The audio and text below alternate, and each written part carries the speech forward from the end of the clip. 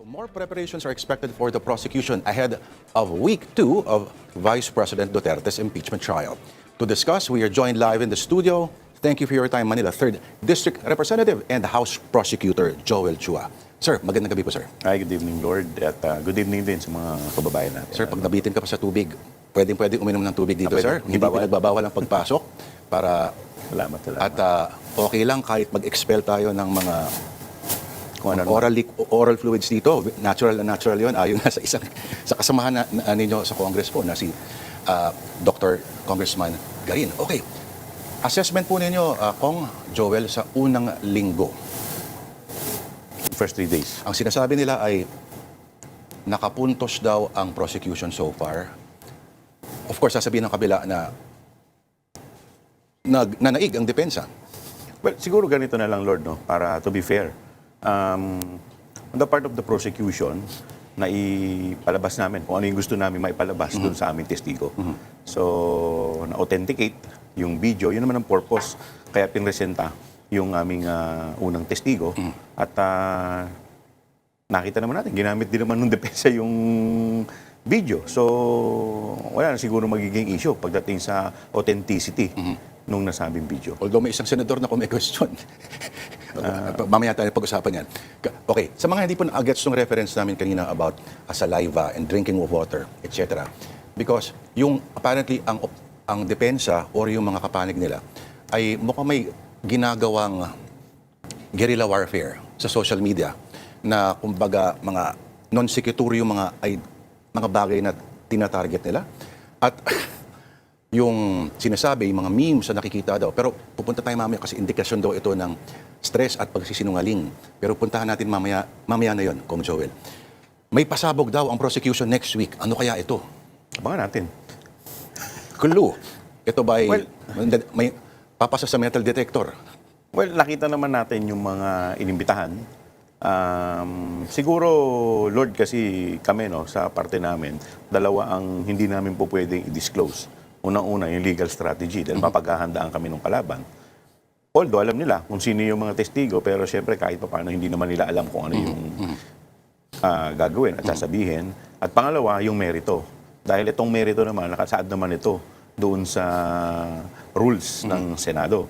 In fact, nagsalita na nga yung isang senador at medyo sinasaway na kami sa aming mga statement. Kaya pasensya na kayo kung minsan medyo careful kami dahil nandoon talaga sa rules na both, hindi lang naman ang prosecution, hindi lang ang depensa, pati ang mga senador nakalagay sa rules ay dapat hindi nagdi-discuss ng merito. But siguro kung ano yung mga nangyari at assessment siguro namin, baka po pwede naming sabihin. Sabi ni dating Congressman Barbers na spokesperson at advisor ng prosecution, satisfied daw siya sa naging performance. Very fair daw itong presiding officer. Tama. Okay. Do you share the same sentiment, sir? Yeah. In fact, kung makikita mo, talagang ang intention ay maipakita sa publiko yung kung ano yung katotohanan.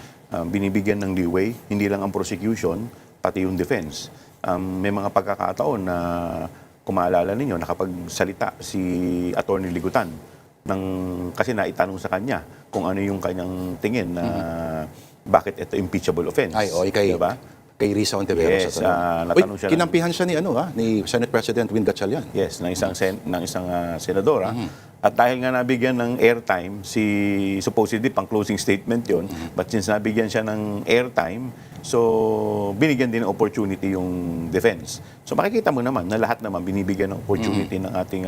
So makikita dito na ang talagang intention is para makita ng publiko.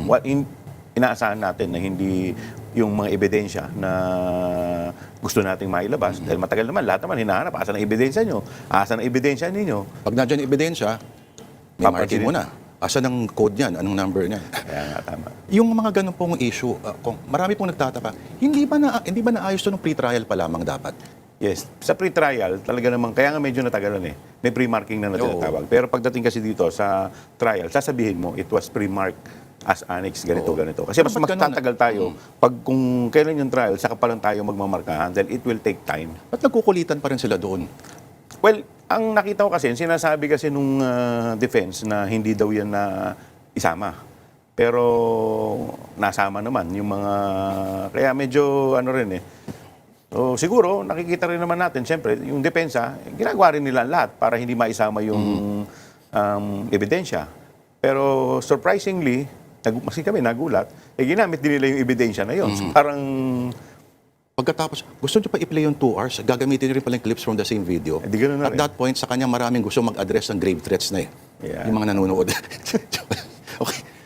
Kong, okay. At least ito, ang grave threat ay sabihin natin na may visual element pa ito kasi may video involved. At sabihin natin may drama, no? Siguro, sa punto de vista ng audience, medyo engaging pa ito. Pero hindi ba pagdating, halimbawa, ang hawak mong article ay yung Article 1, yung systematic misuse, misappropriation, irregular liquidation of hundreds of millions Confidential fund. sa Confi funds, no? Sa OVP at sa DepEd. DepEd. Sabihin na lang natin na hindi ito kasing quote-unquote, kasing sexy nung issue, nung article ngayon. yes. Of course, ito ay legal at the same time political. May ina-address kayong mga tao na nanonood ngayon.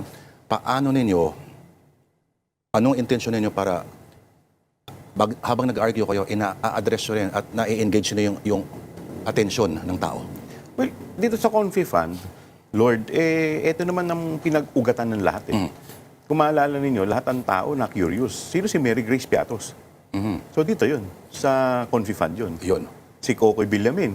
Kung alam ko, may duda pa rin kayo kung sino si Mary Grace Piatos. You still are of the belief that there is no Mary Grace Piatos. Kahit sinabi nila na nakalista na sa kanilang witnesses. Actually, testigo namin yun. So, isasabihin na natin. So, titingnan natin kung may lulutang na Mary Grace Piatos. Dahil dalawa lang naman yan. So, kung may lumutang, magkakaroon na kami ng pagkakataon para matanong siya. Di po ba? Patungkol dito sa usapin ng confidential fund. Pag wala naman lumutang, so tama yung teorya namin na talagang ito ay bogus at fictitious talaga. Kahit sinabi ng isang nagtatagong senador, maramalaman Piatos daw sa Davao. Eh, malalaman natin yan pag Kakalaman. sinampina na siya ng impeachment court.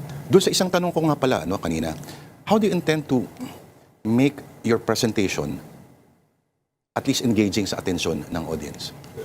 Well, sa confidential fund, Opo. Kasi sabihin natin, ito puro numero kasi ito eh. di ba? puro numero. Puro numero yan. Ang hirap kayo. yan. Puro magdudututan, ang argument nyo dyan ay puro mga hindi baka ma-bore daw ang tao.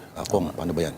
Well, totoo yun dahil, pero kailangan kasi dahil party pa rin to. Dahil in fact, ang pinag-uusapan kasi dito, mahigit 600 million na pondo na pinagkatiwala sa ating Vice Presidente bilang Vice President at bilang DepEd Secretary. Ito nga yung pinag-uusapan natin, yung confidential fund. Maraming usapin dito, bukod kay Mary Grace Piatos, yung 1 milyon na safe house na nirenta nila in a span of 11 days. So anong klaseng safe house to? Nasaan ba dito yung safe house? Tapos nandiyan din yung issue na sinabi ng AFP na wala naman silang natanggap pero nag-issue sila ng certificate. Pero tingin ko, ang inaabangan ng taong bayan dito ay yung salaysay ni Ramil Madriaga. So tingin ko marami ang nakaabang dito at kung saan napunta yung mga delivery ng bagbag na pera. So, tingin ko, yan ang inaantay ng mga kababayan natin. So, tingnan natin. So, titingnan natin kung paano ito ipepresenta in such a way na pupukaw sa atensyon ng ating mga mayor. Sabi ni Kong Barbers ay, meron daw silang plano, pero hindi pa raw pwede sabihin. Yes. Para inisip ko, ito ba may song and dance number involved or parang may video graphics para mas maging interesting kahit paano, di ba? May testigo tayo na